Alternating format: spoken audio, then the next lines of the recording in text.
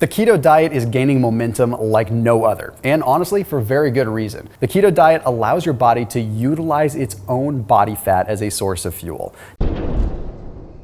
Now, that's not just the end of it. It's also very, very good from different health perspectives. Basically, you train your body to utilize fat as a fuel source, which means that you have the ability to have a heck of a lot more energy. You're also able to condition your cells to use fat as a fuel source so that if you're ever in the absence of carbohydrates or you're ever in a period of time where you just can't eat, you still have a lot of energy. So it's really, really good for training your body to become metabolically adapted. But with something this good, has to come some bad stuff too. So the dark side of the ketogenic diet is what I want to address in this video. Because quite honestly, you can't embark on anything honestly unless you know the entire story. Now, if you haven't been on this channel this week, then you've been missing out on my Keto Takeover week. To celebrate the completion of my brand new keto diet course, I've taken over the SixPackAbs channel this week and I've released a series of videos covering the ins and outs of keto, talking things like the best and worst workouts for the keto diet, how the keto diet ranks next to other popular diets like paleo or Atkins, and I even showed you my decadent chocolate cake recipe. Plus, I also let all my subscribers in on how they could get my complete Ketox diet course absolutely free. And all you have to do is click the link in the description of this video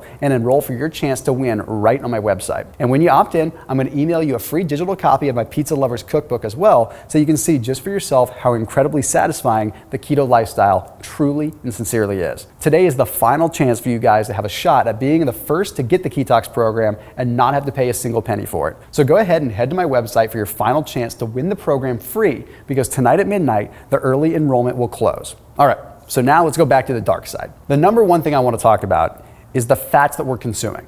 Okay, people think that fats are bad, but it's not the fats that are bad, it's the kind of fats that some people consume. Many people end up eating very unhealthy fats. Now, while the upside of this plan is that you can increase your fat intake, the downside is that many people end up eating the wrong kind of fats. They're eating trans fats, they're eating things like peanut butter, or they're eating very high omega-6 fats that are coming from very low quality sources. So they're eating low quality cheeses, or they're eating grain-fed meats and things like that. Now, while these definitely are keto friendly, and I'm not saying they should be completely avoided, what I am saying is that these types of fats aren't the best health promoting options. They're not necessarily going to let you get in the best shape. This fact alone gives keto a bad rap, because if you're only eating the low quality, toxin-filled processed fat sources, it'll be extremely difficult to reach the most optimal state of health. I say everything in moderation. You see, if you balance these fats out with the good fats, then you can help counterbalance some of the negative attributes of those bad fats. So if you're someone that's consuming a bunch of grain-fed animal meats, then maybe you want to counteract some of those omega-6 fats with some high-quality omega-3s, like from some good sustainably farmed salmon or sustainably raised or wild-caught fish. But in addition to that, to top onto that, many people aren't purchasing organic or grass-fed animal products in the first place. So the quality of fats in these foods ends up being a huge issue. And this is exactly what we're trying to address. This is because fat is where toxins are stored. So if you're eating animal products from animals who are pumped with chemicals and toxins, then you're essentially consuming their toxins, and we don't want that at all. The bottom line is, if you're using a lot of animal-based foods for fats and proteins that are low quality, you want to try to switch over to organic and well-sourced whenever possible. Or you're going to want to buy extremely lean cuts of meat that don't have the fat, so that way you can add the fats from your avocado or your coconut oil or whatever fats you use. You'll have more control over getting the most high quality fats this way. Some of the fats that you might want to consider adding into your diet are going to be fats coming from really good healthy things like mayonnaise. Yep, mayonnaise is actually healthy if it's not coming from soybean oil. Okay, you want to add some avocados, some macadamia nuts. Use avocado oil whenever possible. Walnuts, walnut oil. These are the fats that we want to have in the equation. Okay, you don't want to just be loading up on low quality garbage. Another big downside of the ketogenic diet is the keto flu. Now, most people who've tried conventional keto diets know that the first few days can be a little bit rocky. The body is starting to transition into burning fat for fuel instead of carbs, and there's just these different side effects that come into play. So we're talking things like some fatigue, you might feel some dizziness, maybe a little lightheadedness, possibly some poor sleep, and it's all resulting from an extreme restriction of carbohydrates. Or so we think. While these symptoms usually subside after the body adjusts to relying on fat for fuel, it can take anywhere from a few days to a week. But what's really going on with the keto flu isn't the fact that you're transitioning from carbohydrates. It's more so that you're in a state of dehydration and your electrolytes are out of whack. Most people end up feeling the results of the keto flu because their body is adjusting with its water intake. Because whenever you're on a ketogenic diet, you're not holding as much water. So that means you're not holding as much in the way of your salt and your minerals. So therefore, your electrolytes get out of whack. And this makes your brain feel a little bit funky and can make you feel flu-like overall, which kind of leads me into the next one, which is the dark side number 3, constipation. Now, though this diet can be high in heart-healthy fats, we're talking about the omega-3s and stuff like that, it's often low in fiber. Now, this is because most keto diets de-emphasize eating fruits and vegetables due to their carb content. However, this means that you're not getting the necessary intake of fiber to keep you regular. You gotta have those veggies in still. Now, fiber is not only protective against many GI issues like constipation,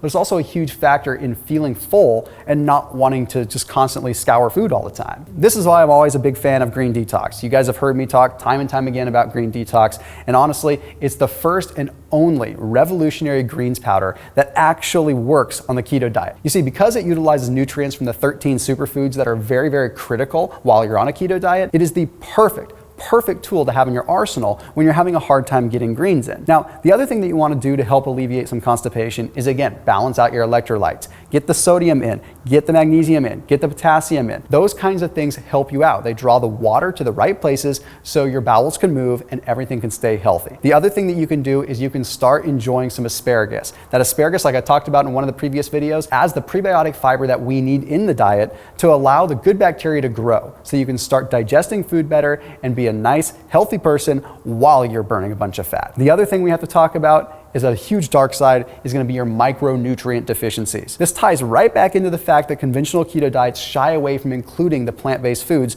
that are totally rich in the micronutrients that we need. So this to me is one of the biggest flaws that I see with the keto diet that's out there. Honestly, people just are not getting a good spectrum of nutrients. Without micronutrients, sure, we'll lose some weight, but I do promise you, you're not going to be at an optimal health state. When it comes down to micronutrients, they are what make the body work. They are what allow these enzymatic processes to actually occur. They are what allow you to burn fat. They are what allow pancreatic lipase to break down fat. They are what allow lipolysis, the fat burning process, to occur. We can't neglect that. So you might lose some weight and feel good for a short amount of time, but this is exactly why people end up hitting that keto wall 60, 90 days in. They feel great for a little while and then it's never sustainable. Why? Because their bodies are rejecting the process because they're not getting the micronutrients. So the solution that I personally use to overcome this is honestly my superfood drink mix Green Detox. It delivers dozens of vitamins, minerals, and antioxidants, all from the fruits and veggies that you would love to have but might not be able to have on keto. In fact, this is such a staple to my personal routine that I've actually included a free 1-month supply of Green Detox with my Ketox diet course to provide nutritional insurance while you're following a keto diet, especially when you're first starting out. But if you're not wanting to buy Green Detox, some of the best things that you can do are just getting those vegetables that I talked about in an earlier video this week. Okay, getting the asparagus in, getting a lot of bok choy in, eating a lot of cabbage, eating sauerkraut with your meals. You want to get those veggies in. It's going to help you out. But also getting your micronutrients can be a little bit complicated. So you might want to just really balance and rotate the veggies that you get so you get that wide variety. And it has to be planned, it has to be calculated. It can be pretty difficult. So for most people, this would be the hardest part. But that's why I've tailored my Ketox course to teach you how to use carbs to your advantage after you've become fat adapted. So that way you can sustain the results that you get from a keto diet and still integrate carbs into your lifestyle. So with my Ketox course, I'll actually show you how you can implement carbs into your diet. That way you can have them from time to time and not kick yourself out of keto. In fact, it can actually bolster your keto effects. It can allow you to have more enforcement and make it so that you can do better workouts and feel better and have more energy, but more importantly, stick on the protocol for a long time. You see, the hard part that we encounter with the ketogenic diet is that people just can't sustain it always.